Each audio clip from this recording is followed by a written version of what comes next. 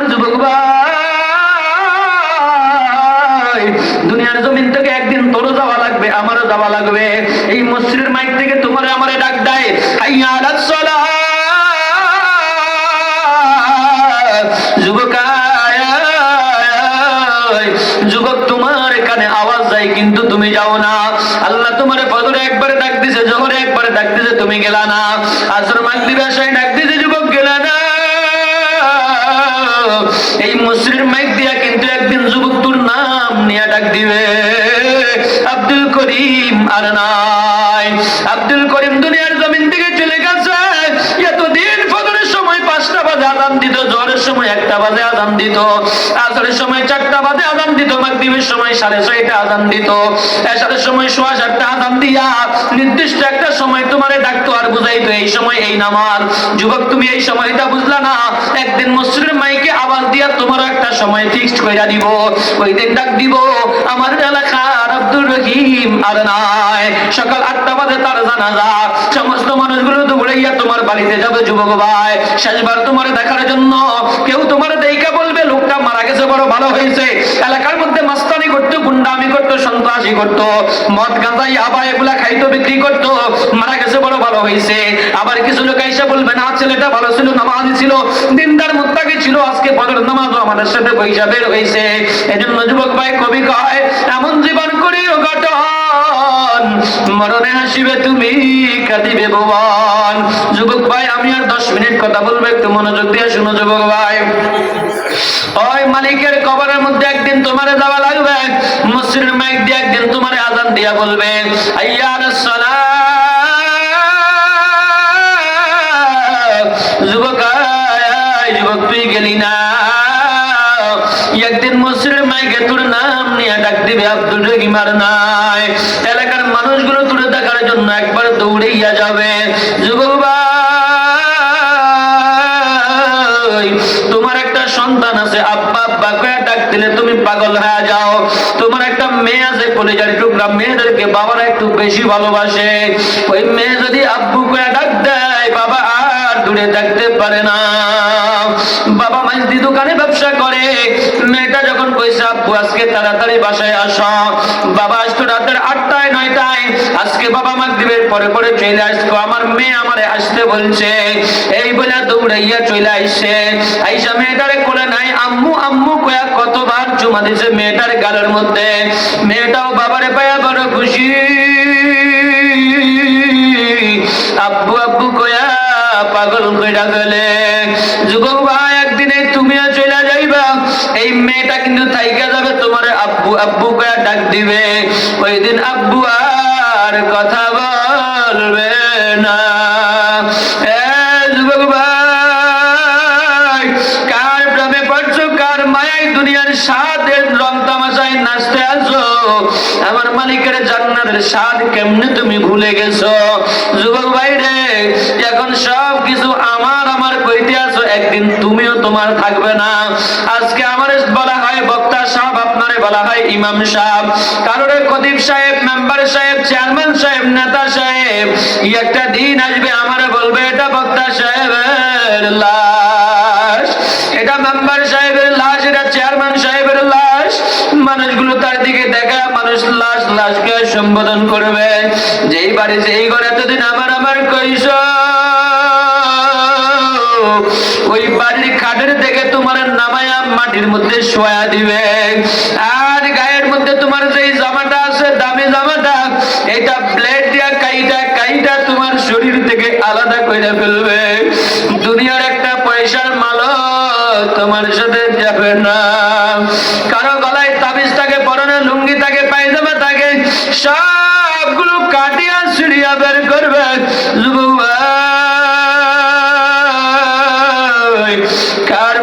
কার মায়া জালে আবদ্ধ হয়ে গেছো। আল্লাহ আল্লাহ। যুবক ভাই যেই দোকানে তুমি মার্কেট করতে আসো, লাল নীল শাড়ি তোমার কাপড় পছন্দ, কারো সবুজ, কারো হলুদ, কারো গোলাপি, কারো বেগুনি, এক একজনের এক এক কালার পছন্দ। একটা দিন আসবে কোনো কালার তোমার জন্য চয়েস নাই, সাদা কালারের 3 টুকরা শাক কাপড় পরায়া 5 টুকরা কাপড় পরায়া তোমার প্যাকেট করে ফেলবে। যুবক ভাই, যেই দোকানে তুমি কাপড় কিনো, এই দোকানের, ওই বাজারের, ওই মার্কেটের কোনো না কোনো দোকানে তোমার কাপড়টাও কিন্তু চলে আসছে। জোরে কোন কথা ঠিক কিনা? ভাই, কাপড় এটা এমন এক কাপড় যে বানায় সে বিক্রি কইরা দেয়, যে কিনে সে পরে না, যে পরে সে জানেও না। ওই কাপড়ের মধ্যে ঢুকায়া 3টা জায়গায় তোমার 3টা বাঁধতে হবে। মাথার মধ্যে যখন বাঁধায় আর কয়, রে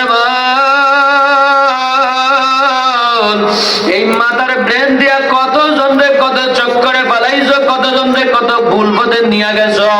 আজকে তোমার এই মাথার ব্রেন আর কাজ করবে না। হাত আর কোমর মাঝখানের মধ্যে বান্ধিয়া তোমার বুঝায়,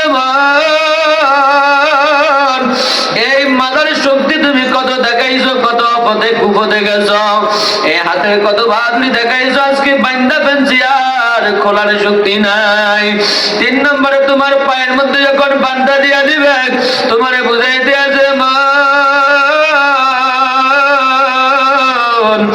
এই পাও দিয়া কত নাপাক জায়গায় গেছো, সিনেমা দেখতে গেছো, জিনা করতে গেছো, গুনাহ করতে গেছো, আল্লাহর মসজিদে যাও নাই। আজকে পরে পাওটাও আর কাজ করবে না। যুবক ভাই, একটা গাড়ি তোমার জন্য অপেক্ষায় আছে। এ আমার যুবতী বোন, এ ঘরের মা, একটু মনোযোগ দিয়ে শুনো। এই বাড়িতে তুমি একদিন লাল টুকটুকে শাড়ি পরিয়া, প্রাইভেট কার ফুল দিয়া সাজায় তুমি এই বাড়িতে নতুন বউসে যাইছো। কতজন তোমার শরবত খাওয়াইছে, চিনি খাওয়াইছে, কতজনে তোমার ফুলের মালা দিয়া বরণ করে নিচ্ছে। একদিন আসবে মসজিদের খাটিয়াটা তোমার বাড়িতে যায়া 5টা সাদা কাপড় পরায়া তোমারে বিদায় দিবে। আমার যুবক ভাই, এই বাড়িতে তুমি নতুন সুন্দরী শেরওয়ানি পরিয়া, প্রাইভেট কার সাজাই বাড়িতে তুমি দুলা সাজা ঢুকছো। একটা দিন তোমার সাদা কাপড় দিয়া দুলা সাজায়া ওই বাড়ি থেকে একটা গাড়ি দিয়া বের করবে। ওই গাড়িটা মসজিদের বারান্দায় সবার জন্য অপেক্ষায়। মেম্বারের গাড়ি আলাদা, চেয়ারম্যানের গাড়ি আলাদা, ইমাম সাহেবের গাড়ি আলাদা, কিন্তু এই গাড়িটা সকলের একটাই। যুবক ভাই, দুনিয়ার কত গাড়িতে উঠছ, এক গাড়ি এখান থেকে দিয়ে আরেক জায়গায় নামছ, এখান থেকে চৌমুনি, চৌমুনি থেকে ঢাকায়, ঢাকা থেকে এয়ারপোর্টে এক এক জায়গায় গেছ। মসজিদের বারান্দায় যে গাড়িটা, এটা তোমার দুনিয়ার উপর থেকে নিয়ে দুনিয়ার নিচে ঢুকে দিবে। এই গাড়িতে যে একবার জীবনে উঠছে আর অন্য কোনো গাড়িতে উঠতে পারবে না, মাটির উপর থেকে নিয়ে মাটির নিচে ঢুকে দিবে। যুবক ভাই, কি অবস্থা হবে একটু চিন্তা করে দেখো। 4 জনে তোমার কাঁধে নিয়ে রওনা করছে। জানাজার নামাজটা পড়ায় মসজিদের পাশে যখন কবরস্থানে তোমার শুয়াইতে যায়, ওই কবরের মধ্যে মাটি, এতদিন টাইলস করেছিল, কারেন্ট চলে গেলে আইপিএস আছে, সোলার আছে, চার্জিং ফ্যান আছে, আজকে কবরে মাটি ছাড়া আর কিছু নাই। একটা কাঠও দিবে না, বিছানা চাদরও দিবে না, ওই মাটির মধ্যে তোমার নিয়ে আস্তে করে শোয়া দিবে। সমস্ত মানুষগুলো আস্তে আস্তে উঠে যাবে, একজন তোমার সাথে যাবে না। তোমার স্ত্রী যদি কাউ 30 বছর 30 বছর বাইরের সাথে সংসার করছো, একটা রাত তার সাথে কবরে থাকা বলবে না, সম্ভব নয়। ছেলেগুলা তোমার জন্য আব্বু আব্বু করে কাঁদবে, কিন্তু তোমার সাথে যাবে না। মেয়েটা আম্মু আম্মু করে কাঁদবে, তোমার সাথে যাবে না। যুবক ভাই, ওই কবরের মধ্যে ডাইনে মাটি, বামে মাটি, সামনে মাটি, উপরে মাটি, নিচে মাটি, চতুর্দিকে শুধু মাটি আর মাটি। আল্লাহ রাসূল বলেন, আল কবরু রাওযাতুম মিন রিয়াদিল জান্নাহ আও হুফরাতুম মিন হুফারিন নার। কবর হয়তো তোমার জন্য জান্নাতের বাগান, না হয় জাহান্নামের আগুন। যুবক ভাই, নামাজ পড়িয়া রোজা রেখে যদি যাও, কবর তোমার জন্য জান্নাতের বাগান হয়ে যাবে। আর যদি বেনামাজি হয়ে কবরে যাও, কবরের মাটি, এক পাদের মাটি এমন জোরে টাস টাস করে তোমার বাড়ি মারবে, মারবে, এক পাশের হাড়গুলো আরেক পাশে যা কট কট করে ভেঙে চুরমাচুর হয়ে যাবে। জাহান্নামী চিৎকার দিয়া কাঁদবে, বাঁচাও বাঁচাও, বাঁচানে বলা কেউ নাই। দুনিয়ার বাড়িতে গাড়িতে আগুন লাগলে মানুষ দরজা জানালা দিয়া দৌড়ায়, বাড়ির পাশের মানুষগুলো কলসি নিয়ে জগ নিয়ে পানি নিয়ে নিমন্ত্রণের চেষ্টা করে, ফায়ার সার্ভিসের 2-4-5-7টা ইউনিট আইসার চেষ্টা করে। জাহান্নামের কবরে দাউ দাউ করে তোর সিনার মধ্যে আগুন লাগিয়ে দিবে। আল্লাহ আল্লাহ আল্লাহ, তোর কলিজা গুদ্দা সবগুলো পুড়ে ছাই হয়ে যাবে, একেবারে ভুনা আগুনের কয়লা হয়ে যাবে। ওই আগুন থেকে বাঁচার কোনো উপায় নাই। পৃথিবীর জমিনে কয় মাস আগে একটা রাসেল ভাইপার সাপের ভয়ে মানুষ কি পরিমাণ ভয় পাইছে। ওই জাহান্নামের মধ্যে একটা নয়, দুইটা নয়, 70টা থেকে 99টা সাপ দূরে টাস টাস করে কামড়াতে থাকবে। তোর মুখের বস্তুগুলো কামড়ে টাস টাস করে চলে ফেলবে, নাকের ছিদ্র দিয়া ঢুকবে, আল্লাহ চোখে দিয়া ঢুকবে, কানে দিয়া ঢুকবে, পায়খানার রাস্তা দিয়া ঢুকবে, আর তোরে কিট কিট করে কামড়ায় তোরে মাটির নিচে দাফন করে টানতে থাকবে। যুবক ভাই বাঁচার উপায় নাই। রিয়া মানুষ আল্লাহ বানায়া কেমনে দিবা জান্নাতে ফেলিয়া, কেমনে দিবা জান্নাতে ফেলিয়া। তুমি যদি মাফ না করো আল্লাহ বান্দারে, বলো তোমার বান্দা যাবে কার কাছে? সকলেরই দরজা হইতে আল্লাহ ফিরিয়া তোমারই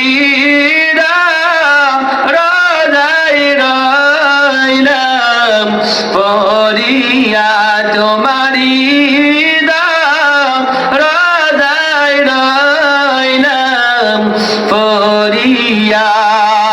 এ যুবক ভাই সর্বশেষ কথা বলি, শুনুন যুবক ভাই, একটু নিয়ত করো, আর নামাজ ছাড়বো না, আর রোজা ছাড়বো না, আর ওলামা ইকরামের বিরুদ্ধে যাব না, ইসলামের বিরুদ্ধে যাব না, দেশের বিরুদ্ধে যাব না। আল্লাহ মা বাবার খেদমত করব, ওলামা ইকরামের খেদমত করব, হক পথে থাকবো, সত্য কথা বলবো, ইসলামের পক্ষে থাকবো, ইসলামের বিরুদ্ধে যাব না, গুনাহ ছাড়বো, গুনাহ আর করবো না, মদ গাঞ্জা ইয়াবা হিরোইন ট্যাবলেট এগুলো আর খাবো না, ধরবো না, চুবো না। এ কারা কারা রাজি আছে একটু মালিককে দুইটা হাত তুলে দেখাও। আল্লাহ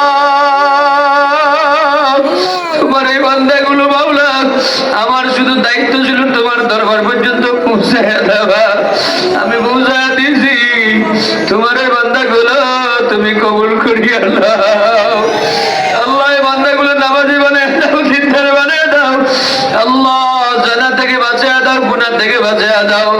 আল্লাহ বিড়ি সিগারেট মদ গাঁজা ইয়াবা হিরোইন ট্যাবলেট থেকে বাঁচিয়ে দাও। নবীর সুন্নাত মুখে দাঁড়িয়ে রাখতে ভালো বানিয়ে দাও। আল্লাহ হারাম তার থেকে বাঁচিয়ে রাখো। জাহান্নামের লিস্ট থেকে নামটা কাটা, জান্নাতের লিস্টে নামটা উঠে নাও। জোরে খান আমিন। سيدنا وسندنا وحبيبنا وطبيب قلوبنا ومولانا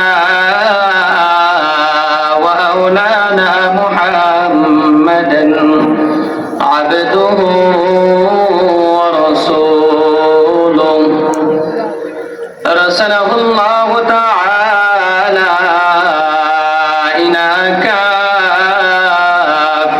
الناس بشيرا ونذيرا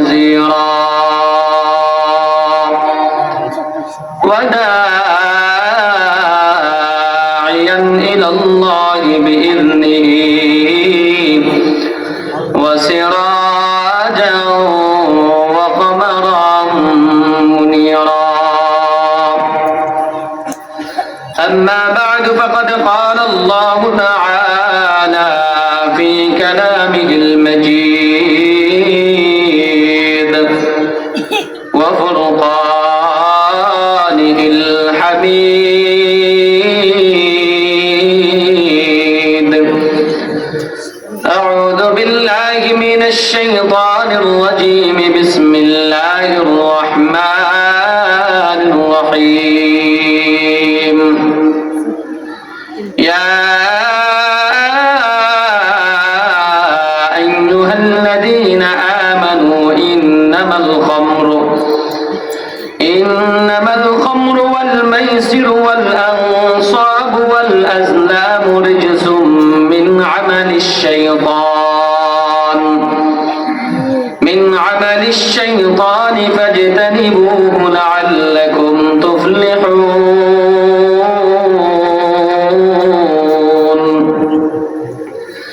إنما يريد الشيطان أن يوقع بينكم العداوة والبغضاء في الخمر والميسر ويصدكم عن ذكر الله وعن الصلاة فهل أنتم منتهون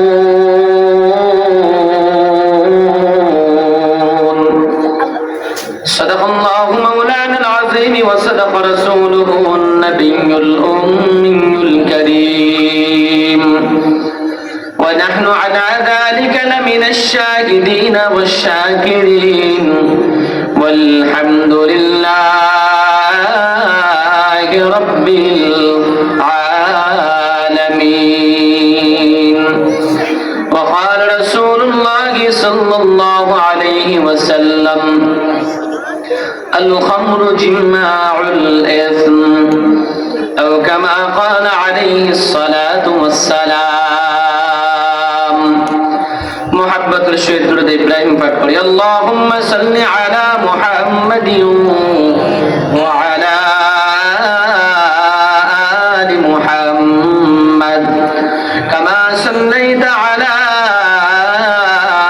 إبراهيم وعلى آل إبراهيم إنك حميد مجيد اللهم بارك على محمد وعلى آل محمد كما باركت على إبراهيم وعلى آل إبراهيم إنك حميد مجيد بر محمد میرا سانم صد سلام شفیع مجرم یوم القیام یا الہی تو میرا محبوب ہے یا الہی تو میرا مقصود ہے اللہ اللہ کیا مبارک نام ہے اللہ اللہ مومنوں کا کام ہے لا الہ الا اللہ لا الہ الا اللہ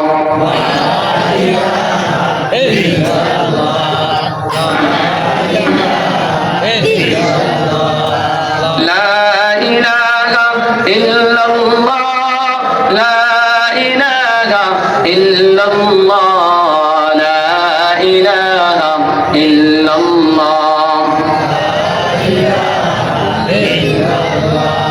لا الہ الا اللہ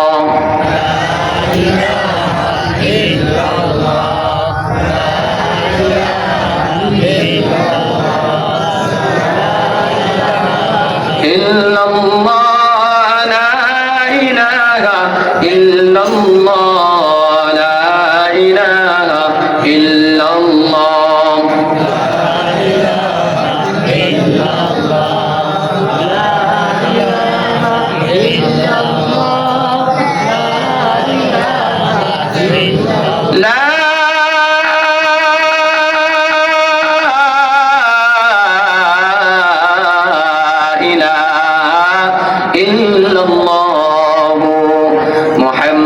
মুহাম্মাদুর রাসূলুল্লাহ। আমি যে আয়াতে কারিমা তেলাওয়াত করেছি, যে বিষয়বস্তু আমাকে দেওয়া হয়েছে, এই বিষয়বস্তু তার আলোচনা কম হয়, সয়লাব বেশি। অনেক মারাত্মক একটা রোগ, যে রোগের ফেরিস্তি যদি আমি আপনাদেরকে শোনাই, এক কথায় হলো মাদক দ্রব্য, নেশাগ্রস্ত, মদ, জুয়া, তাস, এই সমস্ত বিষয়ে আমাকে আলোচনা করার জন্য বলা হয়েছে। একটু মনোযোগ দিয়ে শুনবেন। অনেকের হয়তো গায়ে লাগবে, অনেকের লাগবে না। কেউ খুশি হবেন, কেউ নারাজ হবেন। খুশি হলেও উঠবেন না, নারাজ হলেও উঠবেন না। পারবো তো ইনশাআল্লাহ? কারণ এটা কারো ব্যক্তিগত বাপদাদার সম্পত্তি না, কোরআনে কারীম রব সকলের জন্য দিয়েছেন। কি বলেন, ঠিক কিনা?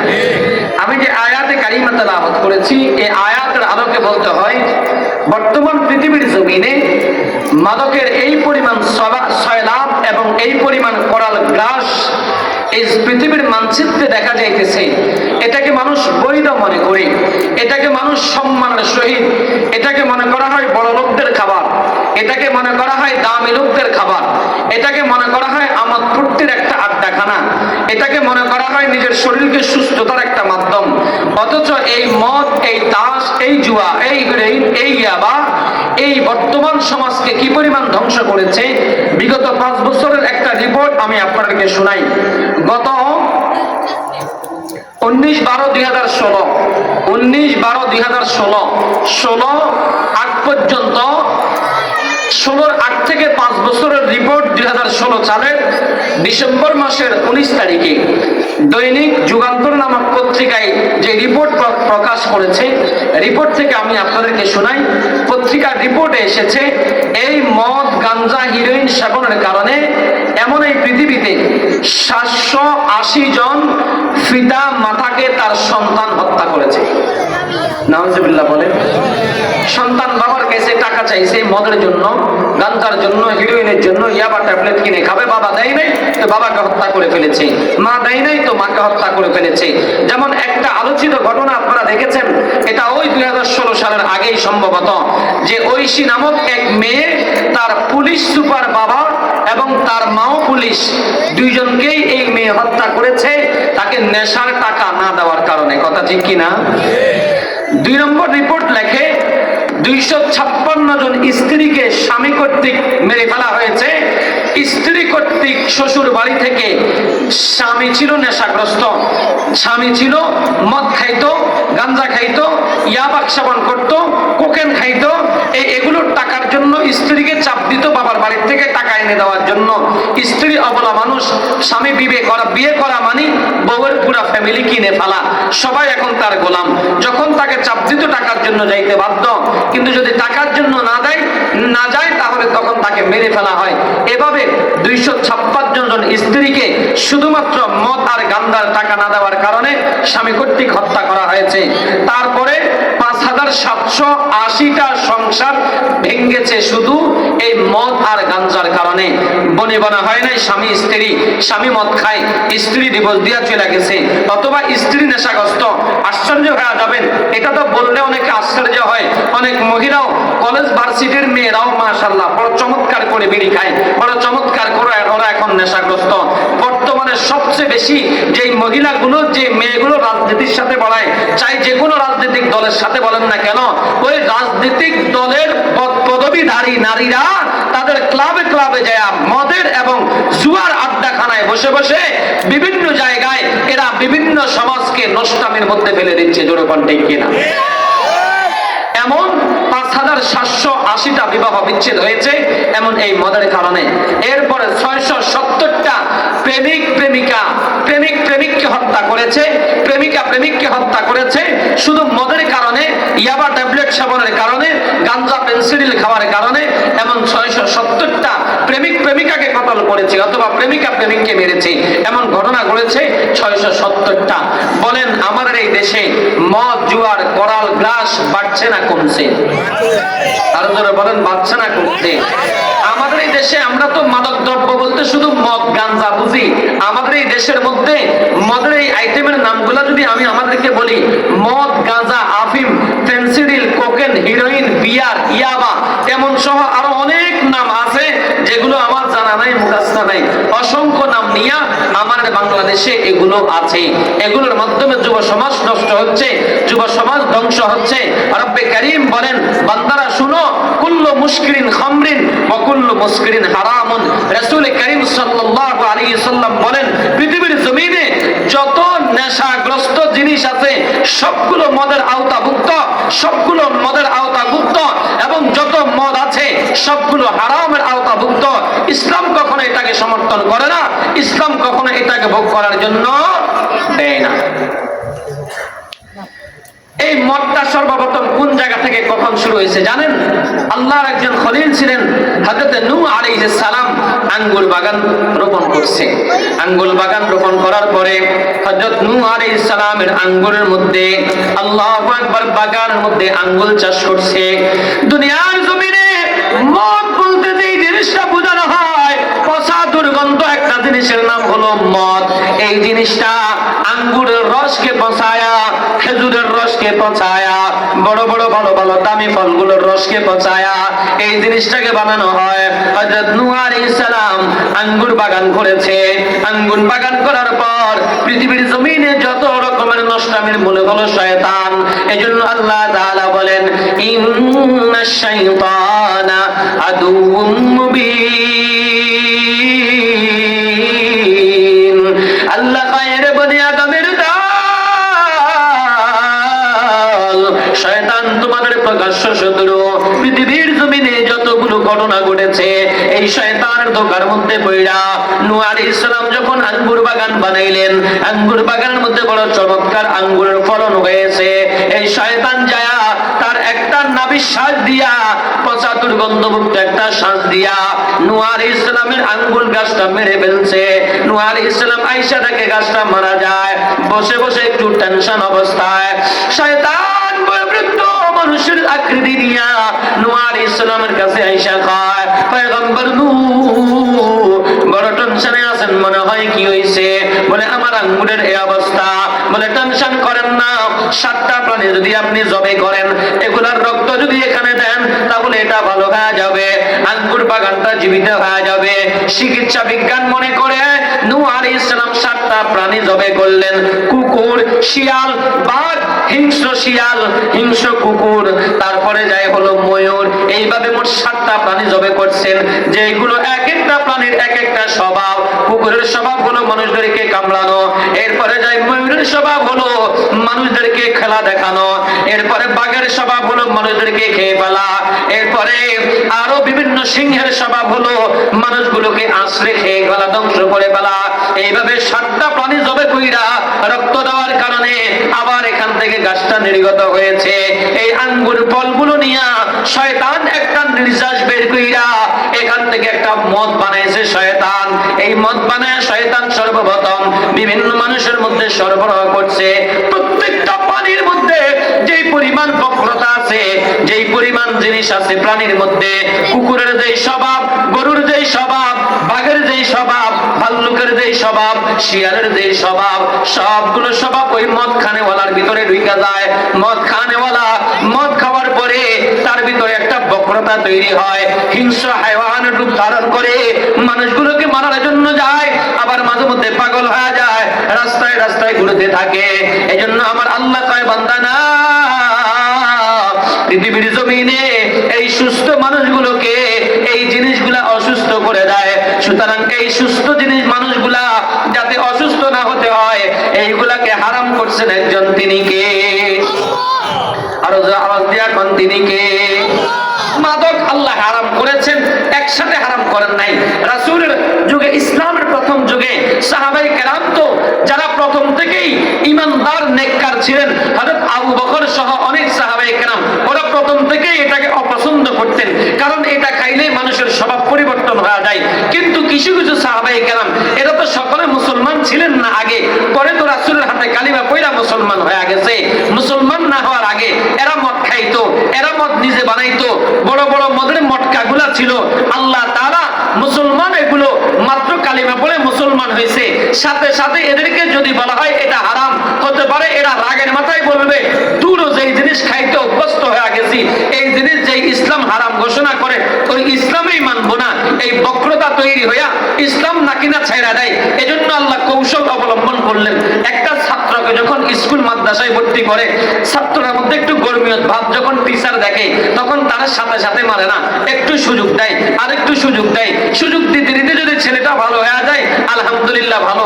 এরপরে যায় পরের সংসারের ছেলেটা যদি এমন মা বাবার কথা মানে না, সাথে সাথে মানে না, একটু বুঝানোর চেষ্টা করে, বুঝের মধ্যে যদি চলে আসে, তো আলহামদুলিল্লাহ আল্লাহ তাআলাও মদের এই হারামিয়তটা একসাথে আল্লাহ হারাম বলেন নাই, ধারাবাহিকভাবে আল্লাহ হারাম করেছেন।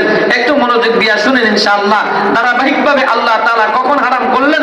হযরত ওমর রাদিয়াল্লাহু তাআলা আনহু এবং মুআয ইবনে জাবাল রাদিয়াল্লাহু তাআলা আনহু এই দুইজন আল্লাহ রাসূলের কাছে গেছে, ওগো পয়গম্বর, এই মদ নিয়ে অনেক কথাবার্তা আমাদের মধ্যে ছড়াইতেছে, মদের ব্যাপারে আল্লাহর বিধান কি একটু বলেন না?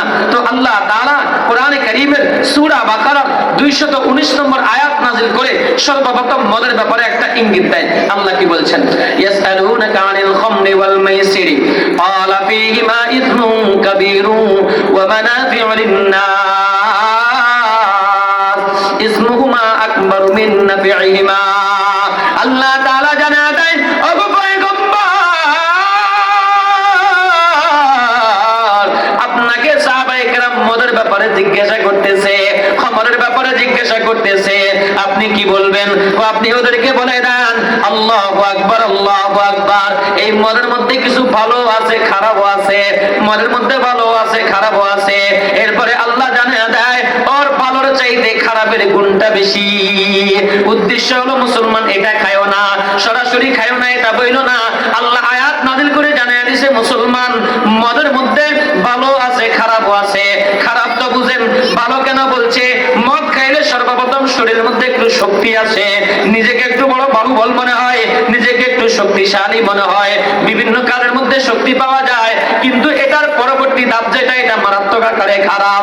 আল্লাহ কয় ভালো আছে, খারাপও আছে, কিন্তু খারাপের মাত্রাটা বেশি।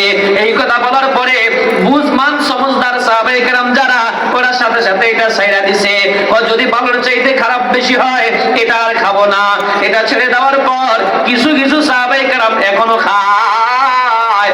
এরপরে আস্তে আস্তে আস্তে আস্তে ধারাবাহিকভাবে একদিনের ঘটনা, আব্দুর রহমান ইবনে আউফ রাদিয়াল্লাহু তাআলা আনহু একজন সাহাবী একটা আয়োজন করছে, বন্ধুদেরকে দাওয়াত দিছে, সাহাবায়ে কেরামদেরকে দাওয়াত দিছে, দাওয়াত দিয়া সুন্দর করে ভালো ভালো খানা খাওয়াইছে। খাওয়ার পরে একটা শেষ খানা আছে। কি খানা? শেষ খানা বুঝেন না? আগে আমাদের ওইদিকে দিত খানা, খাড়া খাড়া বুঝেন নি? কতদিন শাল কুম্বাদি নারিকেল দিয়ে একটা জিনিস বানাইতো, এটার নাম কত খাড়া, কিন্তু আসলে খাড়া নয়, এটা কি আর মিষ্টি। নাম হয়েছে বেদানা, কিন্তু দানায় ভরা, ভিতরে সব দানা, কবে দানা। ওই খাড়ার নামে ছিল খাড়া, কিন্তু এটা ছিল মিষ্টি। আমরা মাঝে মধ্যে খাড়া নদিলে কইতাম আজকে দাওয়াতে খাওয়াই। এরপরে ফেরের ওইদিকে একটা শেষ খানা দেয়, ওটা হলো পায়েস। ঠিক আছে নি? আমাদের ওইদিকে, আমাদের ওই অঞ্চলে, লক্ষ্মীপুর ওই অঞ্চলে এখন একটা শেষ খানা দেয়, এটা হলো দধি, মহিষের দধি, আত্মাওয়ালা, মিষ্টি ন। আপনাদের দিকে দধি হলো মিষ্টি, মেয়ের ফল দধি হলো মিষ্টি। আমরা এগুলা মিষ্টি না, মহিষের দধি, মহিষের দধি আর কি। আমরা খাস বাংলায় কই মহিষের দই। কিসের দই? মহিষের দই। মুরব্বী কয় সুকা, একখানা সুকা হয়, তারপরে চিনি দিলে এটা আবার মিষ্টি হয়ে যায়। আমরা ভাত দিয়ে মোটামুটি এটা খাই। যেই বিয়েতে যেই অনুষ্ঠানে দই খাওয়াই না, ও দূর ওরা দাওয়াতে খাওয়াই নাই। আর আপনাদের দিকে কি দেয় শেষে? দই দেয়। আপনাদের তো মিষ্টি দই দেয় মনে হয়। যাক, মোটামুটি একটা শেষ খানা আছে। তো তদানীন্তন সময় আমাদের মাশাআল্লাহ এমপি মন্ত্রীরা যেখানে আড্ডা খানায় বসে, ওখানেও একটা শেষ খানা আছে, ওটার নাম হলো মিস্টার মদ, মিস্টার। এরপরে পাতি নেতা যারা দোকানে চাটা খায়, ওদের একটা শেষ খানা আছে। চাটা খাওয়ার পরে একটা একটা দেয়, দেন খারান, ধরেন খান, ধরান আগুন, ধরান, একজনে একজন ফাঁসার থেকে ধরায়, যেরকম ঠিক কিনা? এরপরে চলে মাশাআল্লাহ এইভাবে। এটা হলো এটা শেষ খানা। তো আমাদের সাহাবায়ে কেরাম তখন যখন খাইতেন, মজমা বসাইতেন, খাওয়ার পরে এই মদটা পরিবেশন করতেন। হযরত আব্দুর রহমান ইবনে আউফ রাদিয়াল্লাহু তাআলা আনহু খানার পরে সকলকে মদ দিছে, মোটামুটি সবাই খাইতেছে। খাওয়ার পরে মাগরিবের নামাজের সময় হয়ে গেছে। মাগরিবের নামাজের হযরত আলী রাদিয়াল্লাহু তাআলা আনহু জলিল কদর সাহাবী, উনিও এই দলে আছে। নামাজ যখন শুরু হয়েছে, সবাই কো নামাজটা শেষ করা হয়, নামাজে দাঁড়াইছে। হযরত আলীকে দিছে ইমামতি করার জন্য। আলী রাদিয়াল্লাহু তাআলা ইমামতি করতেছেন।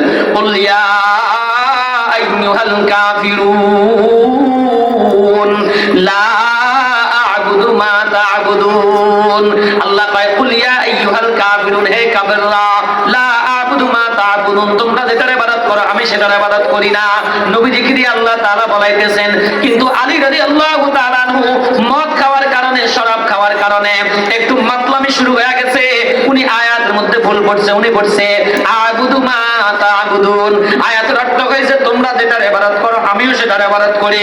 অর্থাৎ হিন্দুরা তোমরা যে ধর্ম মানো আমিও সেই ধর্ম মানি, খ্রিস্টানরা তোমরা যে ধর্ম মানো আমিও সেই ধর্ম মানি। আয়াতের অর্থ ভুল হয়েছে না শুদ্ধ হয়েছে? জোরে কোন? নামাজ আছে না গেছে? নামাজের যখন এই অবস্থা, আল্লাহু আকবার, আল্লাহু আকবার, আল্লাহ তাআলার সাথে সাথে আয়াত নাযিল কইরা জানায়া দিয়েছে নবীজিকে মদের 2 নম্বর হুকুম, ইয়া আইয়ুহাল্লাযীনা আমানু লা তাকরাবুস সালাতা ওয়া আনতুম সুকারা। আল্লাহ জানা দেয়, আরে আমার ইমানদার বান্দা,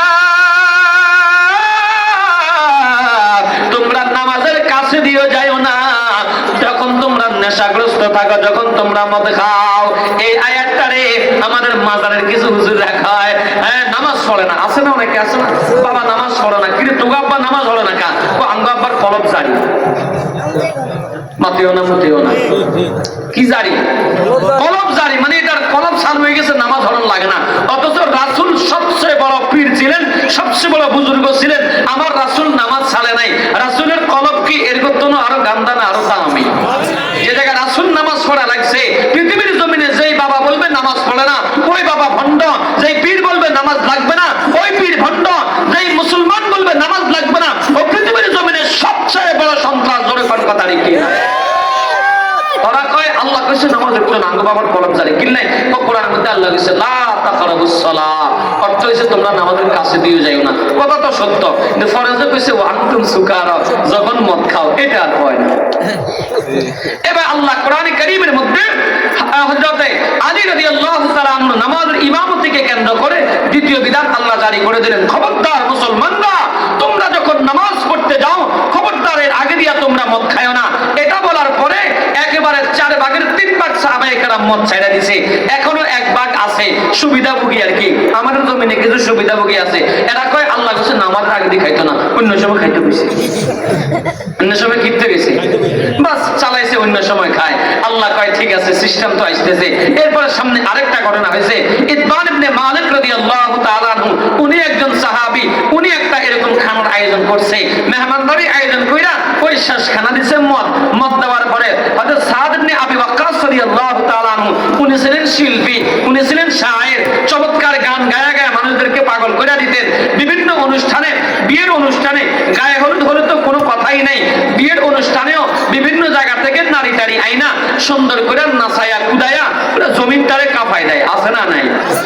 বান্দা যুবক ভাই, আজকে তুমি জমিন কাঁপাইতেছ, এই জমিনের ভিতরে তুমি ঢুকো, রব্বে কারীম করিম তোমাকে কাঁপাবে, কেউ তোমাকে বাঁচার সুযোগ নাই। জোরে কোন কথা লিখে। তো এখন আলহামদুলিল্লাহ ইসলামী সঙ্গীতের সিস্টেম শুরু হয়েছে, বিবাহের অনুষ্ঠানে এখন ইসলামী সঙ্গীত বাজায়, এটা অনেক ভালো, আল্লাহ কবুল করেন, বলেন আমিন। তো হযরত ইতবান ইবনে মালিক রাদিয়াল্লাহু তাআলা মেহমানদারির পরে মদ পরিবেশন করতেছেন, এর মধ্যে শিল্পী আছে সাদ ইবনে আবি ওয়াক্কাস রাদিয়াল্লাহু তাআলা, উনিও মদ খাইছেন। ওনারা সবাই দেখছে সাদ ইবনে আবি ওয়াক্কাস, আঙ্গুরে একটু গান শোনাও না, আঙ্গুরে একটু গান গাও না, একটু চমৎকার একটু গান শোনাও। সাদ ইবনে আবি ওয়াক্কাস গান শুরু করছে, ওই যে মদ খাইছে, মাতলামি শুরু হয়ে গেছে, মদের মধ্যে আবে তাবে মানুষের মা মাসি 14 গোষ্ঠী গাইলে আমার করিয়া না, কি কোন আছে না নাই? মাঝে মধ্যে শিল্পী আনে মদ খায়া বাস গায়। আমরা আমাদের কয়েক বছর আগের 15-16 বছরের রাজনৈতিক কিছু এমপি মন্ত্রী দেখছি সংবাদ সম্মেলনে উল্টা পাল্টা কথা কয়, তো আমরা বুঝতাম উনি জনাব সাহেব এখন খায়া এসে উনি বক্তব্য দিতেছে, যেন উল্টা পাল্টা হইতেছে। মাঝে মধ্যে শেখ মুজিবের বিরুদ্ধেও কইতো, জোরে কোন কথা ঠিক কিনা? এক মুনাজাতের মধ্যে একজন কয় আল্লাহ আমাদের বঙ্গবন্ধু শেখ মুজিবুর রহমানকে জাহান্নামের মধ্যে একটা ভালো জায়গার ব্যবস্থা করে দেন। কইছে কি কয় নাই? ওই যে উনি খাই আইছে, এই জন্য কি বলতেছে উনি বুঝতেছে না। এজন্য যারা খায় তারা এভাবে মাতাল আবে তাবে বলে। সাদ ইবনে আবি ওয়াক্কাস রাদিয়াল্লাহু তাআলা আনহু যখন এভাবে এলোমেলো গান শুরু করছে, হায় হায়, মদিনাওয়ালা একজন আনসারী ছিল, আনসারীর বিরুদ্ধে উনি কথা শুরু করছে। এর হাতের মধ্যে একটু আগে নাস্তা করছে, খাইছে, ছাগলের রানের একটা হাঁটু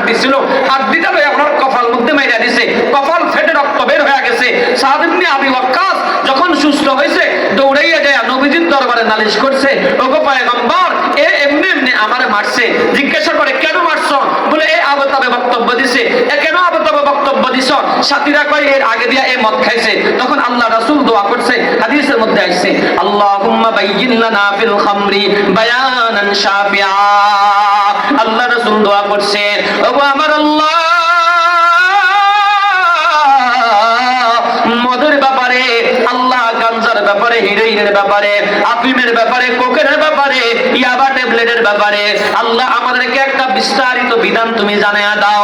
যখন আল্লাহু আকবার আল্লাহ তাআলার কাছে নবীজি এই দোয়া করছে, তখন আমি যে আয়াতে কারিমা তেলাওয়াত করছি, আল্লাহর সাথে সাথে এই আয়াতটা নাযিল কইরা দিয়েছে, ইয়া আইয়ুহাল্লাযীনা আমানু ইন্নামাল খামরু ওয়াল মাইসিরু ওয়াল আনসাবু ওয়াল আজলামু রিজসুম মিন আমালিশ শাইতান। আল্লাহ কয়, ও দুনিয়ার মানুষেরা শুনো, মদ, গাঞ্জা, হিরোইন এবং তীর নিক্ষেপ করা, মূর্তি বানানো, এগুলা সবগুলো শয়তানের কাজ। কার কাজ? আরো যখন কার কাজ? আল্লাহু আকবার। আল্লাহ নিজেই কয়, ফাজতানিবু লাআল্লাকুম তুফলিহুন। এরে বান্দা, যদি তোমরা সফল হতে চাও এটা ছেড়ে দাও, এখান থেকে তোমরা বাঁচো। আল্লাহ তাআলা কয়, ইন্নামা ইউরিদুশ শাইতানু আন ইউকিআ বাইনাকুমুল আদাওয়াতা ওয়াল বাগদা বিল খামরি ওয়াল মাইসিরি। আল্লাহু আকবার। আল্লাহ কয়, শয়তান তোমাদেরকে মদ আর গাঞ্জার মধ্যে রাখিয়া, তোমাদের মধ্যে কলহ বিবাদ সৃষ্টি করিয়া তোমাদের মধ্যে দুশমনী তৈরি করতে চায়। ওয়া ইয়াসুদ্দাকুম আন যিকরিল্লাহ ওয়া আনিস সালাত। এবং এই মদ গাঞ্জা খাজায় খাওয়ায়া শয়তান তোমাদেরকে নামাজ থেকে দূরে রাখতে চায়, শয়তান তোমাদেরকে আল্লাহর জিকির থেকে দূরে রাখতে চায়। ফাহাল আনতুম মুনতাহুন। যদি তোমরা বুঝো তাড়াতাড়ি সেখান থেকে ফিরে আসো। এই আয়াত নাযিলের মাধ্যমে আল্লাহ তাআলা মুসলমানদেরকে মদের ব্যাপারে একেবারে পুরো হারাম জানায়া দিছে। এটা হারাম, এটা ইসলাম কখনো সমর্থন করে না। মুসলমান কখনো মদ খাইতে পারে না, মুসলমান কখনো হিরোইন গাঞ্জা খাইতে পারে না, মুসলমান কখনো ইয়াবা ট্যাবলেট ধরতে পারে না। ইয়াবা ট্যাবলেটের একটা নাম রাখছে যুবক ভাইরা, এরা কয় এটা বাবা ট্যাবলেট। বাবা ট্যাবলেট কি ট্যাবলেট? পরে কথা কয় না, কি ট্যাবলেট? দেখছেন কোন জায়গায় মিলেছে? আব্বার লগে সন্তানের মহব্বত কম না বেশি? তোমা মাতেও না, মতেও না, জোরে কন না, কম না বেশি? ট্যাবলেটের নাম দিয়েছে বাবা। জানে এবার আমরা ঢুকে আপনারাও দিয়েছি। ওই এক হুজুরে বলে মসজিদ মেম্বারে বই বই তো ওয়াজ করতে উঠছে, মাত্র ওয়াজ করতে উঠে খুতবা পড়তেছে, আলহামদুলিল্লাহ নাহমাদুহু ওয়া নাস্তাঈনু। খুতবা পড়ার পরে হুজুরে একটা শব্দ কয়, আম্মা বাদ। কয়নি? কথা কয় না, কয়নি? এই আম্মা বাদ শুনি আব্বা আসলে মসজিদে, আব্বার লগে লগে মসজিদ বাইরে বাইর যাই গ, তোর ওলারে ইমাম সাহেব বানাইছি, হুজুর বানাইছি, তবে তোরে বাদ দিছে, কতক্ষণ আরো বাদ দিব, কতক্ষণ কারে বাদ দিব, আরো বাদ দিবে। এই হলো আম্মা বাদ। তো এই জন্য এরা যুব সমাজ মাশাআল্লাহ যারা খায়, ট্যাবলেটের নাম দিছে বাবা ট্যাবলেট, ইয়াবা ট্যাবলেটের নাম দিছে বাবা ট্যাবলেট, এটা খায়।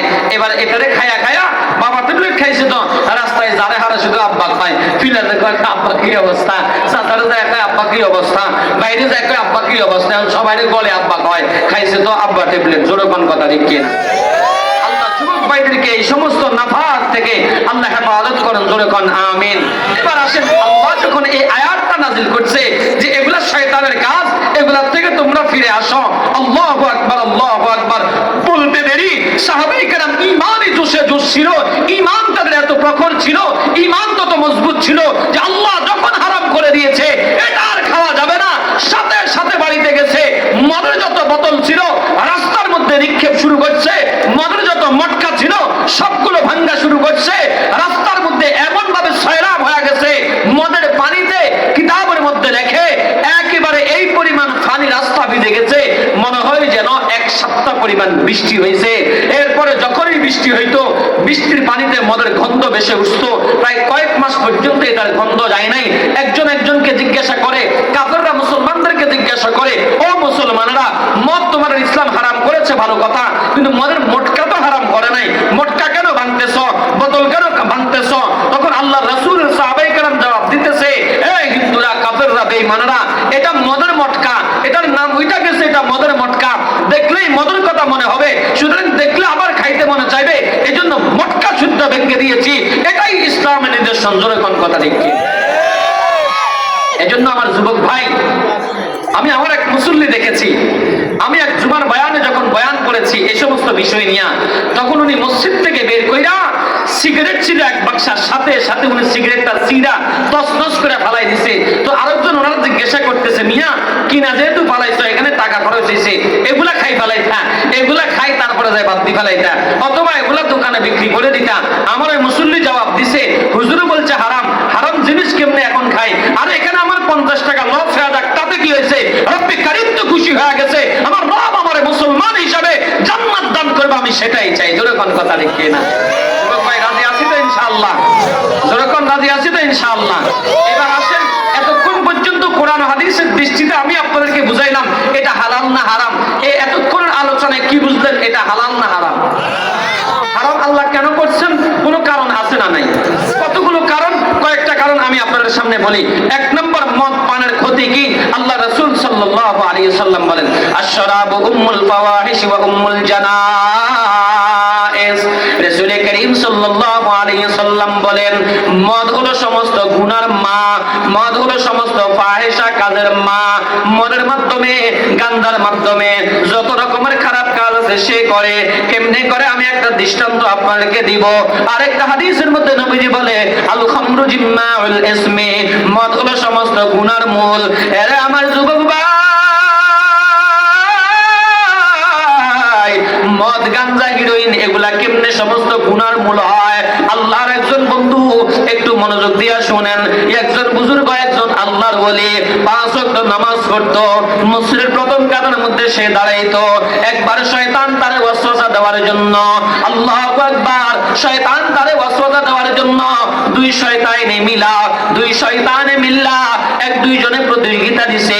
একজনে কয় আমি এই আল্লাহর ওলির শেষ কইরা দিব, আরেকজনে কয় না, এর সাথে আল্লাহর সাথে সম্পর্ক তুই পারবি না। দুই শয়তান পরামর্শ কইরা প্রতিযোগিতা দিছে, এরে আল্লাহর ওলির দপ্তর থেকে নাম কাটাবে। কেমনে কাটাবে? শয়তান যায় আল্লাহর ওলির প্রস্তাব দিছে, বন্ধু একটা পরমা সুন্দরী কন্যা পাইছি, এটার সাথে মানুষ জেনা করার জন্য পাগল পারা হয়ে গেছে, টাকা দিয়াও জানা করতে চায়, আপনি একটা টাকাও দেওয়া লাগবে না, আপনি একবার একটু তার সাথে জানা করবেন। আল্লাহর ওলি কয় না, এটা অসম্ভব। বলে না, শয়তান তারে বুঝায় আল্লাহর সাথে আপনার একটা সম্পর্ক আছে, আপনি একটা বার জানা কইরা এরপরে তওবা কইরা ফেলবেন, আল্লাহ আপনারে maaf করে দিব। ভাই না, আমি এটা পারবো না, অসম্ভব। এরপরে শয়তান চলে গেছে, দ্বিতীয়বার আবার আইসা ওরে ধোঁকা দেয়, আল্লাহর বলি একটা মানুষকে আপনি একটা কূপ দিয়ে হত্যা করে দিবেন, ওর কল্লাটা ফালায়া দিবেন, বিনিময়ে আপনার 10 লক্ষ টাকা দেওয়া হবে।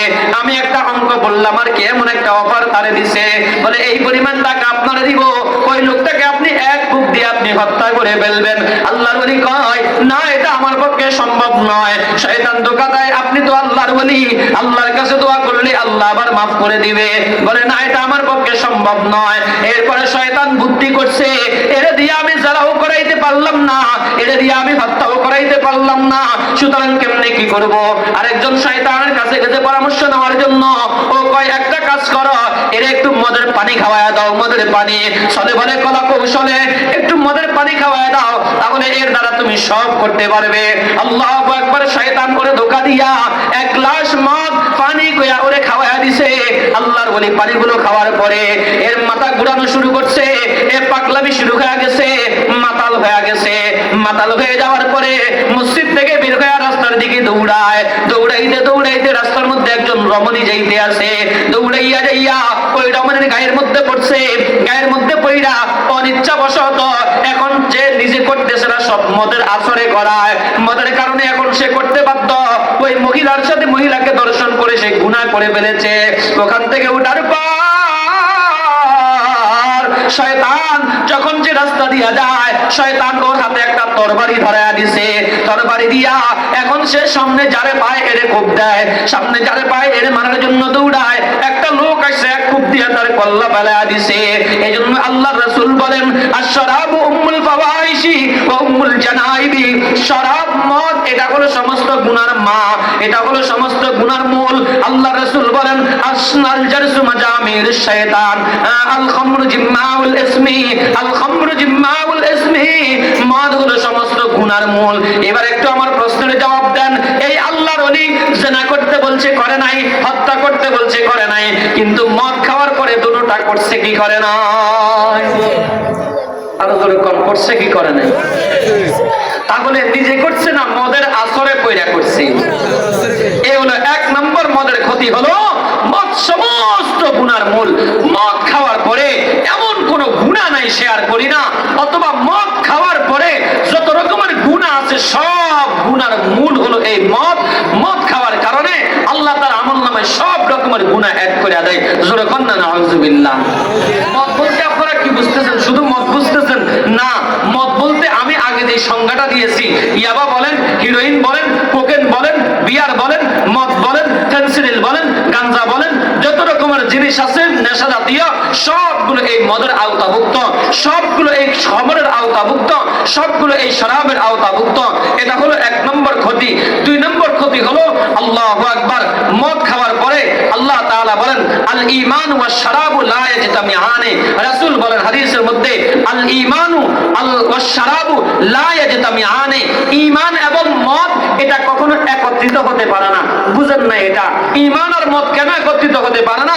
বলে যে মদ খায় এর ঈমান থাকে না, যে মদ খায় তার আমল থাকে না, যে মদ খায় তার দিলটা মইরা যায়। মদ খাওয়ার কারণে নামাজ পড়তে তার ভালো লাগে না, গাঞ্জা খাওয়ার কারণে রোজা রাখতে ভালো লাগে না, হিরোইন খাওয়ার কারণে আল্লাহ ওয়ালাদের কথা তার ভালো লাগে না, মদ খাওয়ার কারণে ওয়াজ মাহফিল তার ভালো লাগে না, মদ খাওয়ার কারণে আলেম ওলামা তার ভালো লাগে না। এজন্য দেখবেন যত বড় নেতা, যত বেশি মদখোর, হে তত বড় ওলামায়ে কেরামের বিরুদ্ধে বক্তব্য দিছে, মাদ্রাসা মসজিদের বিরুদ্ধে বক্তব্য দিছে, জনগণের বিরুদ্ধে বক্তব্য দিছে। বুঝতে হবে ও সবচেয়ে বড় মদখোর ছিল।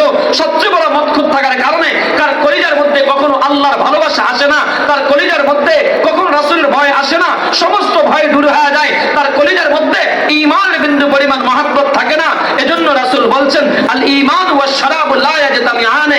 ঈমান এবং শরাব, ঈমান এবং মদ, ঈমান এবং কালেমা এটা কখনো একত্রিত করে না, এটা ভিন্ন জিনিস। এটা হলো 3 নম্বর ক্ষতি। 4 নম্বর ক্ষতি হলো আর্থিক ক্ষতি, টাকা পয়সার ক্ষতি। কেমন ক্ষতি? আল্লাহু আকবার। আল্লাহ কোরআনের মধ্যে বলেন, ইন্নাল মুবাযযিরিনা কানু ইখওয়ানাশ শায়াতিন। অপচয় শয়তানের বন্ধু। অপচয়কারী কার বন্ধু? শয়তানের বন্ধু। এবার আমার দিকে তাকান, অপচয়কারী শয়তানের বন্ধু। আর্থিক ক্ষতি কেমন হয়? আর্থিক ক্ষতি কেমন হয়? আপনি যে সিগারেটটা খাইলেন, আমার দিকে তাকান, একটু মনোযোগ দেন, আর অল্প সময় আমি শেষ করে দিচ্ছি। আপনি যে সিগারেটটা খাইলেন, এই খাওয়ার কারণে আপনার কিছু টাকা নষ্ট হয়েছে কি হয় নাই? কিন্তু এই সিগারেটটা খায়া আপনার একটা উপকার হয়েছে, এই উপকারের নামটা একটু আমার বলেন তো। মদটা খায়া একটু উপকার হয়েছে, একটু বলেন তো। গাঞ্জাটা খায়া একটু উপকার হয়েছে, একটু বলেন তো। কোনো উপকার হয় নাই। 1 নম্বর হলো আপনার টাকার ক্ষতি হয়েছে। এবার এই মদখোর আরো কত রকমের ক্ষতি। এই মদখোর যদি জামাই হয়, বউকে যায় ঘরের মধ্যে ফিরে বাবার বাড়ির থেকে টাকা আনে দেওয়ার জন্য। এই মদখোর যদি যুবক শ্রেণী হয়, তখনই রাস্তার মধ্যে যায় যায় সন্ত্রাসী করে, 12টার পরে সিএনজি আটকায়, 12টার পরে গাড়ি আটকায়, ওখান থেকে টাকা চুরি করে, আরেকজনের বাড়ির মধ্যে যায় হিং করে। এটা কিন্তু যারা করে, ওরা কিন্তু এই সমস্ত নেশাখোর ছেলে যারা, তারাই করে। আমাদের সমাজে একটা আছে, আমি যেখানে চাকরি করি একটা আছে, কারো মোরগ চুরি হইলে মানুষ বলতে পারে এটা কে করছে। হাঁস চুরি হইলে সবাই অকপটে ধরে না এটা কে করছে। আর আশ্চর্য ঘটনা শুনবেন নি, আমার মাদ্রাসার কাজ চলতেছে 5 তলা ফাউন্ডেশন নিয়ে, তাদের জন্য আমি রড আনছি। ওমা মেস্তুরি এটাকে কি বলে, রড বান্ধবে রিং বানায় রেখেছে। সকালবেলা ফজর পরে আমি দেখি প্লাস্টিক উল্টানো, তাকাই দেখি রিং নাই অনেকগুলা। আমার একটা ধারণা হয়েছে ও ছাড়া আর কেউ না। আমি সাথে সাথে একটা আজকারার দোকানে চলে গেছি, পাশে যে আজকারার দোকানটা আছে, একটা রিক্সা নিয়ে চলে গেছি। যাই আমি মুখ বাইন্দা শুদ্ধ হচ্ছে, তোর কাছে কালকে মুখ আইনে রড দিয়ে গেছে, রড ফেরত দিই। ও হাসিয়া দিচ্ছে, কতদিন আমাদের কেমনে করতে যাচ্ছে। আমি কে এটা আমি কইতে পারি। সাধারণত রড গুলা ফিরাই দিছে। পরে জিজ্ঞাসা করছে এগুলা কত পড়ছে তোর কাছে? 300 টাকা। কত? আমার রডের দাম আছে 1500 টাকার উপরে, যেগুলা নিচে দাম আছে 1500 টাকার উপরে, 300 টাকা বেচছি। তো জিজ্ঞাসা করি কিল্লাই, মানে মসজিদের এই রড, মাদ্রাসার এই রড ধরার এর বলে গাঞ্জার টাকা শেষ হয়ে গেছিল। কিসের টাকা শেষ হয়েছে? গাঞ্জার টাকা শেষ হয়ে গেছে। ও ভাই, দোকানদার আমার নকল করতেছে, ক ভাই হে আসি হুজুর আমার ক ভাই 2 দিন 3 দিন এসে খাইতে পারি না, ফাগলে গেছি, কোনো একটা পারি না, গেলে মাদ্রাসার রড লিয়ে আইছি, তো মাদ্রাসার রড আইনতাম না, ও কামাল হুজুরে জানি না আর মারিয়ে নেব। ওই ফাগলার এই হুশও ঠিক আছে, তো হুজুরে জানি না আর মারিয়ে নেব, ফাগলা এই হুশও ঠিক আছে, ওই যে 3 দিন পর্যন্ত খাইতে পারে নাই, পাগল হয়ে গেছে। এই জন্য তাড়াতাড়ি মাদ্রাসার রড নিয়ে এখন সেই রড দিয়ে খাইছে। এজন্য সমাজের এই চুরি চামারি যারা করতেছে এরাই। আমরা গত কয়েকদিন আগে এক জায়গায় চোর ধরা খাইছে, আমি বলবো না, পরে ধরা খাওয়ার পরে ওরে যখন জিজ্ঞাসা করছে তখন ও স্বীকারোক্তি দিছে, আগে তো আমরা দল ক্ষমতায় আসছিল, কিছু টাকা পয়সা নেতারা দিত, এখন কিছু পাই না, এই জন্য চুরিদারি করে খাই। কথা কয় না? কেমনে খায়? চুরিদারি করে খায়। এজন্য এলাকার মধ্যে কোথাও চুরি হবে, নেশা করে ছেলে দ্বারা রাতের 12টার পরে আড্ডা দেয়, ছক্কা খেলে বৈশা বৈশা, ছক্কা খেলার মধ্যে হাইরা গেছে, মোবাইল হারাই দিয়ে আইছে, এবার রাতে এসে বাবার পকেট চুরি করব, মায়ের সন্দুকের তালা বাইকবো, মায়ের ছাবি চুরি করবো। জোরে কোন কথা ঠিক কিনা? আল্লাহ হেফাজত করেন, জোরে কোন আমিন। এগুলো 4 নম্বর হলো আর্থিক ক্ষতি। 5 নম্বর হলো, এটা হলো দুনিয়ার ক্ষতি। পরকালীন একটা ক্ষতি আছে না নাই? আল্লাহু আকবার। পরকালীন ক্ষতি কি? আল্লাহ রাসূল সাল্লাল্লাহু আলাইহি ওয়াসাল্লাম বলেন, মান শারিবাল খামরু লাম ইয়ারদাল্লাহু আনহু 40 লাইলাতান ফা ইন মাতা মাতা কাফিরান ওয়া ইন তাবা তাবাল্লাহু আলাইহি। বড় মারাত্মক কথা। এরা আমার যুবক ভাই,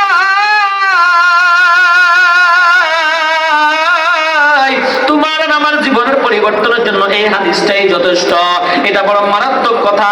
এই হাদিসটা আমি যখন পড়তেছিলাম আমার কলিজা কাঁপা উঠছে, আমার কলিজার মধ্যে বড় আঘাত লাগা উঠছে। যুবক ভাই, তোর জন্য আমার কান্না চলে আইছে। আহারে, কত মায়ের যুবক এইভাবে তানে ধ্বংস হয়ে যায়। আল্লাহ রাসূল বলেন, মান শারিবাল খামরু লাম ইয়ারদাল্লাহু আনহু 40 লাইলাতান।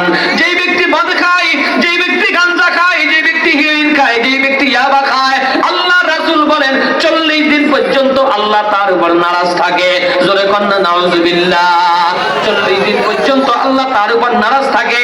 ফাইন মাতা মাতা কাফিরন। হাদিসের মধ্যে নবীজি বলেন, এই 40 দিনের মধ্যে যদি সে মারা যায় তাহলে কাফের হয়ে মারা যায়। এরে আমার যুবক ভাই, তোর কলিজা কাঁপে কিনা জানি না, আমার কলিজা কাঁপে উঠছে। একটা মুসলমানের সন্তান, মা বাবা মুসলমান, দাদা মুসলমান, বাবা মুসলমান, মদ খাওয়ার কারণে, গাঁজা খাওয়ার কারণে, হিরোইন, আফিন, ইয়াবা ট্যাবলেট খাওয়ার কারণে 40 দিন পর্যন্ত আল্লাহ তার উপর নারাজ থাকে। আল্লাহ না করুক 40 দিনের মধ্যে যদি সে মারা যায় তাহলে সে কাফের হয়ে মারা যাবে। এরা যুবক ভাই, মানুষের হায়াত মউতের গ্যারান্টি নাই। ইদা জা আজালুহুম লা ইস্তাখিরুনা সাআতাও ওয়া লা ইস্তাকদিমুন। আল্লাহ খায়রে বনি আদম, দুনিয়ার জমিনে এমন একটা সময় আছে, আজরাইল আলাইহিস সালাম যখন চলে আসবে, মৃত্যুর ঘন্টা যখন বনে আসবে, 1 সেকেন্ড এই দিকে হবে না, এই দিকে হবে না, তুই মইরা যাবে। যুবক ভাই, তুই যে মদ খাইছো 40 দিন পর্যন্ত আল্লাহ তোর কাছে নারাজ। তুই যে গাঁজা খাইছো, ইয়াবা খাইছো 40 দিন পর্যন্ত আল্লাহ নারাজ। না জানি এই 40 দিনের মধ্যে তোর মওত চলে আসে, আজরাইল আলাইহিস সালাম যদি এই 40 দিনের মধ্যে তোরে ধইরা ফেলে তাহলে তুই কাফের হয়ে মারা যাবে, তাহলে তুই কাফের হয়ে মারা যাবি। তবে একটা অপশন আছে যুবক ভাই, মনে রাখো, ওয়া ইন তাবা তাবাল্লাহু আলাইহি। তবে হ্যাঁ, এই 40 দিনের মধ্যে যদি সে তওবা করে ফেলে, আল্লাহ গুনাহ করে ফেলেছি আর খাবো না, আল্লাহ অন্যায় করে ফেলেছি আর খাবো না, এই যদি তওবাটা করে ফেলে, আল্লাহ কয় তাহলে তার তওবা আমি কবুল করব, তাহলে সে মারা গেলে মুসলমান হয়ে মারা যাবে। এজন্য আমার যুবক ভাই, একটু মনোযোগ দিয়া শুনো, আল্লাহর দোহাই দিয়া পায়ে হাত রেখে বলে, যুবক ভাই এগুলো খায়ও না। আল্লাহ আমাদের সকলকে হেফাজত করেন, জোরে কোন আমিন। এরপর আরেকটা হাদিসের মধ্যে নবীজি বলেন, মদখোর, গাঁজাখোর যারা হাসরের ময়দানে, জাহান্নামের মধ্যে, কবরের মধ্যে, এরা পিপাসায় পড়ে যাবে, আল্লাহর কাছে যখন পানি চাইবে, আল্লাহ পিপাসা লেগে গেছে একটু পানি দাও, আল্লাহ ক্ষুধা লাগছে একটু খাবার দাও, আল্লাহ এদেরকে পানি দিবে, ক্ষুধা দিবে, আল্লাহ এদেরকে খাবার দিবে কি দিয়া জানেন নি? হাদিসের মধ্যে নবীজি বলেন জাহান্নামীকে যখন আগুনে জ্বালাইবো, আগুনে জ্বালানোর পরে একটা ফুঁস বের হবে, ফুঁস বের হবে, দুর্গন্ধ রক্ত বের হবে। এই ফুঁস আর রক্তগুলো দিয়া আল্লাহ মদখোর গাঞ্জাখোর যারা, তাদেরকে আল্লাহ এগুলা খাবার হিসাবে দিব। যুবক ভাই, মদটা নাপাক, এটা তোরে বোঝানোর জন্য আল্লাহ বুঝাইতেছে ওই নাপাক আল্লাহ তোরে খাওয়াইবো, আর বলবো দুনিয়ায় যেটা খাইছস ওটা নাপাক, ওইটা যেহেতু খাইতে পারছস এটাও খা। এই বইলা বইলা ফেরেশতারা তারে খাওয়ানোর জন্য যাইবে। চিৎকার দিয়া যুবক বলবে না, এটা আমার মুখের মধ্যে যায় না, আমার বমি আসে, আমার কলিজা বের হয়ে যায়, এটা আমি খাইতে পারি না, এটা আমি খাইতে পারবো না। আল্লাহু আকবার। যুবক ভাই, কোন মানুষ যখন বিষ খায়, বিষ খাওয়ার পরে ওরে পায়খানা খাওয়ানো হয়। কেন খাওয়ানো হয়? আগে একটা সময় ট্রিটমেন্ট ছিল না, চিকিৎসা ছিল না, ওরে দইরা পায়খানা খাওয়ায়া দিত। কারণ কি? কয় পায়খানা খাওয়ায়া দিলে এ বমি করবে, বমির সাথে বিষক্রিয়া বের হয়ে যাবে। ওই জাহান্নামীকে যখন ওই দুর্গন্ধ ফুঁসগুলো রক্তগুলো খেতে দেয়, জাহান্নামী বলবে আল্লাহ আমার খেতে মন চায় না, আমার কলিজা বের হয়ে যায়, আমার বমি আসতেছে। আল্লাহর ফেরেশতারা বলবে দুনিয়ায় তো না পাক খাইছো, তখন তোর কলিজা কেন বের হয় নাই? তখন তোর মুখে দিয়া বমি কেন আসে নাই? তখন কেন এই জিনিসটা কেন মনে হয় নাই? এজন্য খা খা।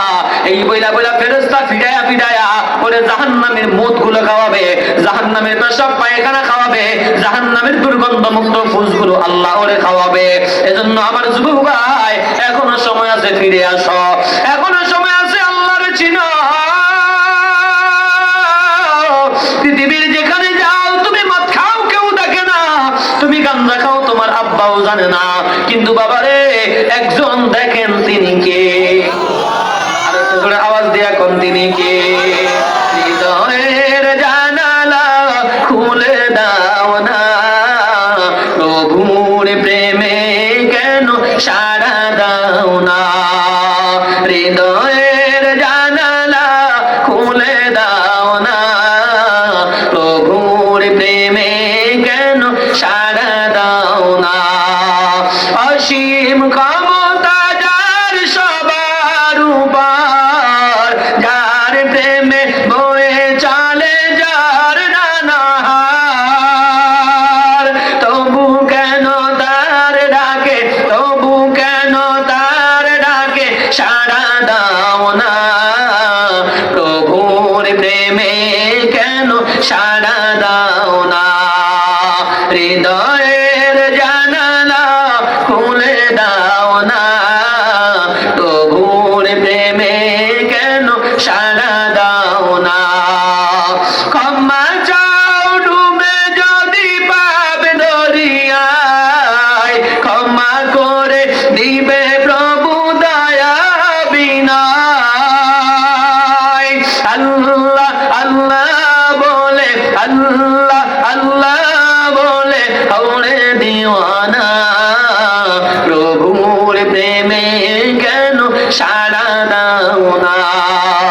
হৃদয়ের জানালা খুলে দাও না, প্রভুর প্রেমে কেন সাড়া দাও না?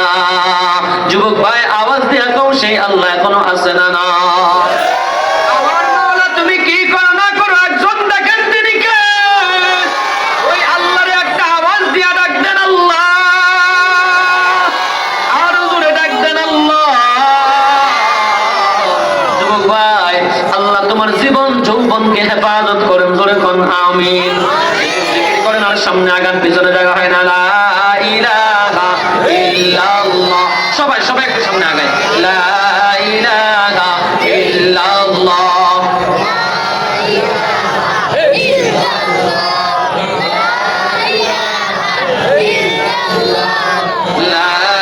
ইলাহা ইল্লাল্লাহ। লা ইলাহা ইল্লাল্লাহ। লা ইলাহা ইল্লাল্লাহ। লা ইলাহা ইল্লাল্লাহ। লা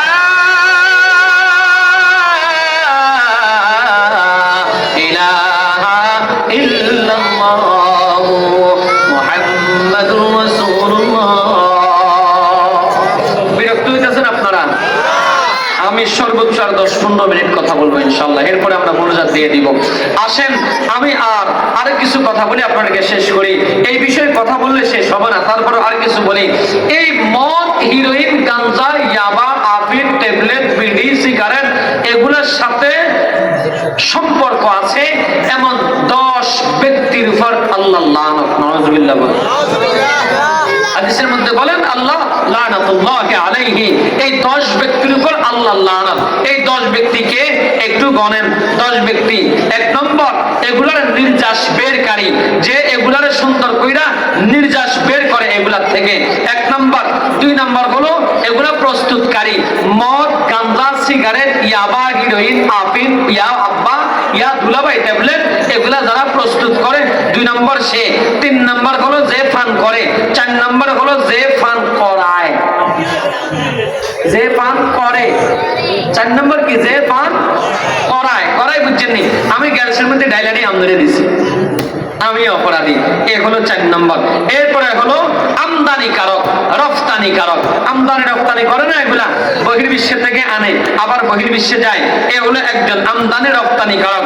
তারপরে যার জন্য আমদানি রফতানি করা হয়, তারপরে বিক্রেতা, তারপরে ক্রেতা। এইগুলো কত নম্বর হিসাব রাখেন। তারপরে হলো সরবরাহকারী, যারা গাড়ি ঘুরিয়ে এগুলা নেয়, আনা নেওয়া করে। দেখছেন কতজন, মানে একজনও বাদ নাই। এটার সাথে যতজনের সম্পর্ক আছে একজনও বাদ নাই। সরবরাহকারী একবারে সর্বশেষ 10 নম্বর হলো লভ্যাংশ গ্রহণকারী। লভ্যাংশ গ্রহণ করে কে জানেননি? সরকার। কে? বিড়ি সিগারেটের ট্যাক্স কে নেয়? সরকার। এই সর্বশেষ আল্লাহ এটা লাগাইছে এই 10 প্রকারের লোক। সোজা কথা হলো এটার সাথে আমদানি রপ্তানি, কিনা বেচা, সহযোগিতা করা, বানানো, বিক্রি করা, গাড়ি করে আনা নেওয়া করা, এই মদ, গাঞ্জা, হিরোইন, আফিম, কোকেন এর সাথে যত রকমের লোক জড়িত আছে, আল্লাহ রাসূল বলেন লানাতুল্লাহি আলাইহি, ওই সবগুলা ব্যক্তির উপর আল্লাহ লানত, নাউযুবিল্লাহ। এবার আসেন, আপনি তো বলবেন হুজুর আমি বেশি, আমি খাই না। হুজুর আমি তো গাড়ি চালাই।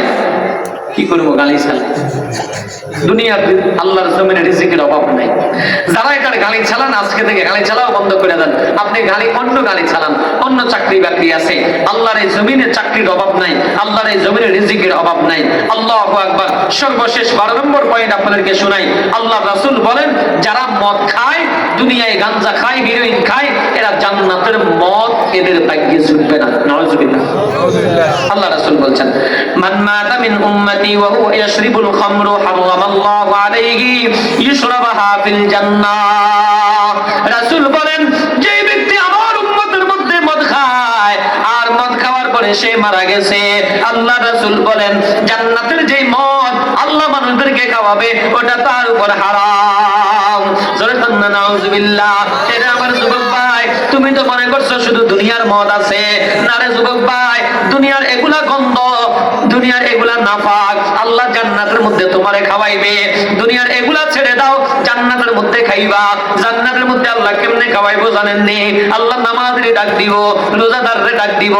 যারা টেলিভিশন দেখে নাই, যারা সিনেমা দেখে নাই, যারা গান বাজনা শুনে নাই, যারা মদ, গাঞ্জা, ইয়াবা, হিরোইন, ট্যাবলেট খাই নাই, আল্লাহ এদেরকে ডাক দিবা। হাশরের ময়দানে রব্বে কারীম স্বর্ণের তৈরি কিন্তু চেয়ারের মধ্যে বসাবে। জোরে কান্না সুবহানাল্লাহ। স্বর্ণের তৈরি ওই চেয়ারের মধ্যে বসায়া আল্লাহ মানুষগুলোকে, আল্লাহর জান্নাতের হুরে গেলমানদেরকে বলবে, নাবালেক নাবালেক মাসুম বাচ্চাগুলো বড় ফুটফুট চেহারা, সুন্দর সুন্দর, আল্লাহ এদেরকে দিয়া জান্নাতের মধ্যে শারাবান তাহুরা পান করাবে। শারাবান তাহুরা, শারাবান তাহুরা, এমন একটা পবিত্র শরবত যেটা একবার খাইলে আর একবারও আপনার ক্ষুধা লাগবে না, পিপাসা লাগবে না। জান্নাতীরা চেয়ারের মধ্যে বসা থাকবে, আল্লাহর হুরে গেলমানরা এগুলো পরিবেশন করতে থাকবে, এক একটা ক্লাসের মধ্যে দিবে, ওরা খাইতে যাবে। এমন সময় বলবে বারে এলাহি রব্বে কারীম, দুনিয়ার জমিনে মানুষ দেখতাম যখন চা খাইতে বসতো একটা টেলিভিশন চলতো, ওখানে গান বান চলতো, মানুষ ওটার তালে তালে তালে তালে খাইতো, কারেন্টের ফ্যানটা চালায়া দিত, মনোমুগ্ধকর একটা পরিবেশ এসের মধ্যে বৈশা বৈশা খাইতো। আল্লাহ গো একটু গান শুনান না, গান শুনান না, তাহলে একটু খায় একটু মজা পাইতাম। আল্লাহু আকবার কিতাবের মধ্যে লাগে আল্লাহ ওই হাসরের ময়দানে ওদেরকে সারাবান তহুরা দিয়া আল্লাহু আকবার জান্নাতের থেকে একটা গ্রান, জান্নাতের থেকে একটা স্প্রে মারে দিবে, পুরা জান্নাতের হলরুমটা মনোমুগ্ধকর পরিবেশ কায়েম হয়ে যাবে।